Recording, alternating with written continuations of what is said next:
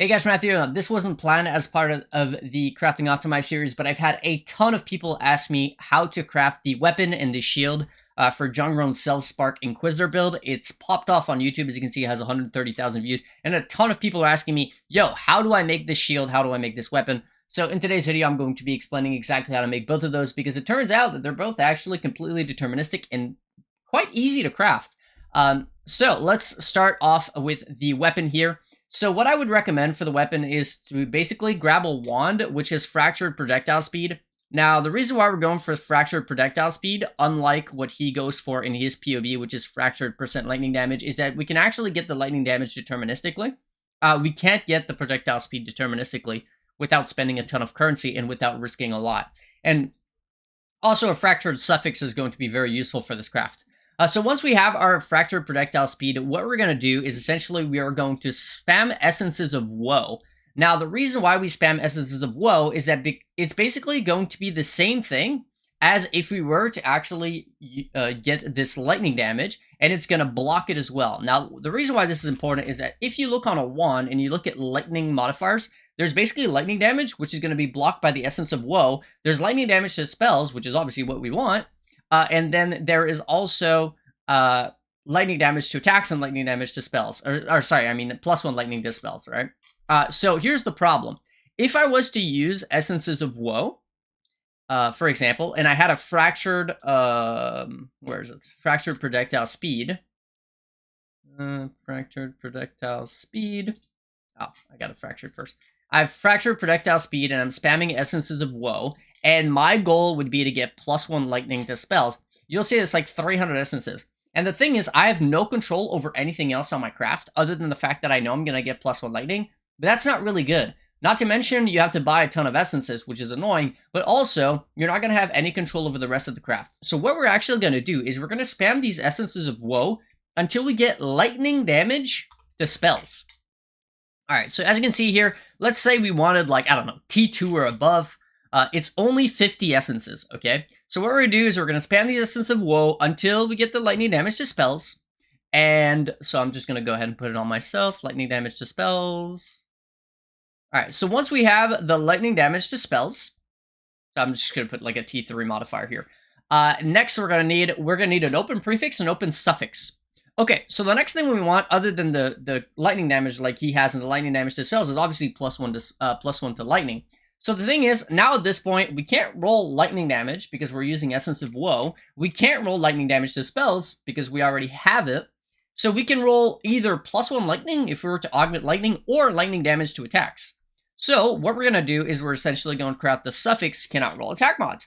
Now by crafting cannot roll attack mods, we're to guarantee, 100% chance, guarantee that when we actually go ahead and augment lightning, which is the next thing we're going to do, we are guaranteed +1 lightning. Now, the thing is, we can't lock our prefixes, right? Because the only way that we would be able to lock our prefixes is by crafting prefixes cannot be changed. But the thing is, we have projectile speed, which is fractured. So because of this, we cannot roll attack mods and prefixes cannot be changed.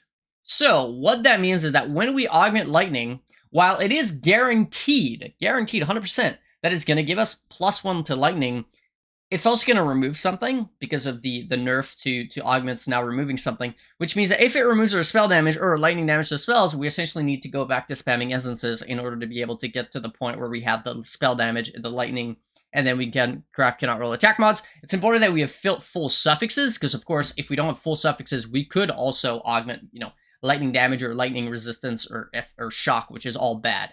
So the idea is that we're going to go for cannot roll attack mods and augment lightning, and if we actually end up basically hitting one of our prefixes, we're going to go back and do the same thing. Now, obviously, there's only 2 modifiers out of 4, so it's a 50-50. So on average, you'll have to do this twice, the essence spamming, to get to the point where you can aug, because it can remove either these 2 or those 2. So yeah, on average, 50-50. Now, once we get to the point where we have this spell damage, this lightning, and this +1, it's actually relatively cheap to get to this point. And because we have a fractured suffix, which is acting as a 4th modifier, I would not go for an unveil. I would literally just go for a veiled chaos, because it's only a 10% chance that it's going to give you a 5th affix. Now, you might be wondering why that is, and the thing is, we need to get the unveiled trigger. We cannot go with crafted trigger on this craft because crafted trigger has an 8-second cooldown, which means it's not going to be able to sustain our loop. Our loop is only going to last 4 seconds, our self-chill loop, because of Leaf Shade, which gives us 100% effect, duration, and the baseline duration of freeze is 2 seconds. So by having this, it goes up to 4 seconds. By having trigger every 4 seconds on your craft, on your wand, you're essentially going to have permanent uptime on your self-chill loop. So what we're going to do is we're going to craft the suffix prefixes cannot be changed, and then we're going to hit it with a Veiled Chaos. And then what we're going to do is look for the actual best mod to block for the Unveil. So as you can see, they're all the same pretty much. Except the thing is, if you don't know, the damage per charge actually stack. So if you block one of them, you block all 3, which is what we're going to do in order to increase our odds of getting trigger. And as you can see, trigger is actually the highest weighting of them all anyways. So you should only have to do this a couple times on average to get it. So what we're going to do is we're going to craft damage per charges, which is a suffix. Let's see, where is it? It's crafted damage per charge, which is going to block all 3. It's going to block endurance, power, and frenzy. Then we're going to unveil, and then the goal is to get trigger. If we don't get trigger, we have to do it again. It's mandatory to get the 4-second trigger. Now, once we have the projectile speed, the 4-second trigger, we're actually going to finish the craft with crafted cast speed. And that's essentially going to be, you know, our end game GG wand. And as you can see, if I take this and I throw it into his POB, it should be pretty much the same amount of damage. Matter of fact, it's actually 19.7% more damage than the one that he put out on his POV. So yeah, very, very solid craft. And, you know, relatively deterministic. Okay, now let's look at the shield. The shield is also deterministic. So spell damage, crit chance to spells, and life and +1. So we're going to go ahead and make an actual shield this time around. So we're going to go there. We're going to go emulator. Create new item, and then we're going to go for a shield, and it has to be pure int. Now, the reason it has to be pure int is because if it's not pure int, it won't be able to roll +1. So, like, hybrids can't roll, I believe. Let me just verify that, actually, because I'm doubting myself. So, offhand, let's see. If it has dex and int, can it roll +1s? No, it can't. Okay, so I was right about that. So, it does need to be pure intelligence on the shield. Now, what we're going to do at this point, I'm not sure why it's still... Yo, calm down, dude. What the heck? I don't know what just happened. All right, int. Okay, so if we look at the shield, again, spell damage, life, +1, it's a pretty hard shield to craft unless you're smart about it. If you're smart about it, what you're going to do is you actually look, and you can see that lightning, there's basically only 2 prefixes. There's lightning damage, and then there's lightning +1 to lightning, which is obviously what we're after. Now, the thing is, this is actually the same mod pool as, say, the cold damage is the same mod pool as spell damage. You see where I'm going? So what we're going to do is we're going to grab a shield. It doesn't matter what it is. And then we are going to use a fractured spell damage shield. Now, by using a fractured spell damage shield, we're essentially blocking this lightning damage. It's no longer going to be able, you're no longer going to be able to get it. As you can see, it's grayed out.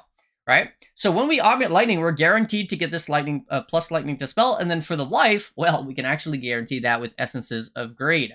So by using Essences of Grade, which is actually just as strong as a T1 life mod, or just about, as long as we have an open prefix, and then of course one open suffix and no other open suffixes, if I go ahead and I craft the suffix, where is it? If I go ahead and I craft the suffix cannot roll, or sorry, I actually don't need to craft anything on my suffixes. I just need to have a suffix period. So I'd probably do prefixes cannot be changed on my suffix if I wanted to guarantee it. Now, whether you want to lock in your prefixes to make sure that you don't get rid of the life, it's kind of up to you.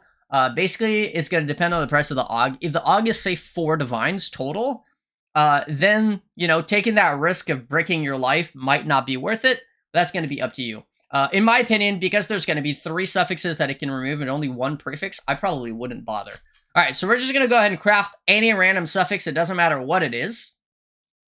And then when we augment lightning, it is 100% guaranteed to give us +1 lightning. There's nothing else that it can give us. And then, of course, if it doesn't remove our life, we're good to go. So at that point, we're going to look, our prefixes are going to be done, right? And then the next thing is we're going to look at the suffixes. We want crit chance to spells, and then probably, like, whatever else, right? He didn't put anything else. So the way that we get crit chance to spells is also pretty deterministic. What we're going to do is we're going to craft on the suffix prefixes cannot be changed. Now, this is where it can get a little bit expensive, but if you look on a shield, there are no other caster modifiers other than crit chance to spells. So it's a 1 in 6 to get T1, so 1 in 3 to get like T2 or above, or 50-50 to get T3 or above, which is honestly probably good enough. Now, on his shield, he has T1, which would be a little bit harder to get. But yeah, so that's kind of how we're going to do that. You could also, with crit, you don't have to go caster. You could also go crit. There's no other crit modifiers either in terms of suffixes. So we're going to do prefixes cannot be changed. We're going to go reforge crit. And then, boom, crit chance to spells. Oh, I got T1, first try. Now, there's a 10% chance when you do this that it fills up your suffixes, but there's no way that you have to do this 10 times. Again, I'd probably accept like T3. That'd be good enough. So once we have this, now we're essentially going to be left with two options. Either we go for a multi-mod prefix lock unveil for 66% chance on the Ashling, or we just craft it and then Exlam. So basically what we could do is we could go for, say, double damage craft.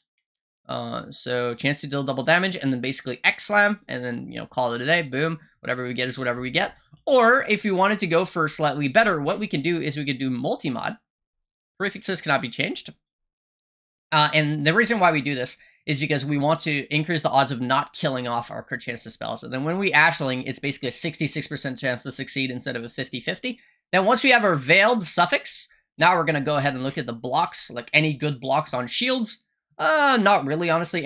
Everything is actually pretty decent, like attributes, double damage, you know, cold and hybrid with chaos res. Everything is pretty decent, so we can kind of just go for an unveil. Now let's see what we get. So we can go lightning and chaos, or we can go strength and int, whatever we want, and then we can finish off the craft with our double damage, which is what we were going to go for. And then again, if I take this and I import it into his POB, you'll see that this is 1% less DPS than his shield. I'm not exactly sure. Oh, it's probably, oh yeah, it's because of the base. Because his base has the 13% spell damage. Mine only has, mine is a titanium sphere. Also, he has 109% spell damage, and I just went with essence. So I have 99. So that's basically a little bit of the difference. But of course, this is how you would do it, you know, deterministically. And that's pretty much it. Now, however you want it, however good you want it is going to be kind of up to you. I probably would go for like T3 on the crit chance to spells, and then I wouldn't even go for the unveil. I would just craft double damage, call it a day. But that's essentially how you go about making both the wand and the shield for Jungroan's Self-Chill Spark Inquisitor. A lot of people have been asking me about this, so hopefully this is useful to some of you guys. Before I go, as always, I do want to say a massive thank you to my supporters, the three Alexes, Katie, Bitterdate, Brennan, Gustavo, Tim, Demosame, Desu, Miss, Jarl, Loopold, Mercury, as well as Nate, Patrick, Skull, Bert, Rocky, Solmuk, Exo, Great Master, Thomas Masson, Maestro, Nailed, Ven, Bitters, and Nectarion, Noy, Xethion, Larchus, anyone else supporting me in the past, and anyone else who wishes to remain anonymous. That'll be Matthew signing out. Until the next one. Peace.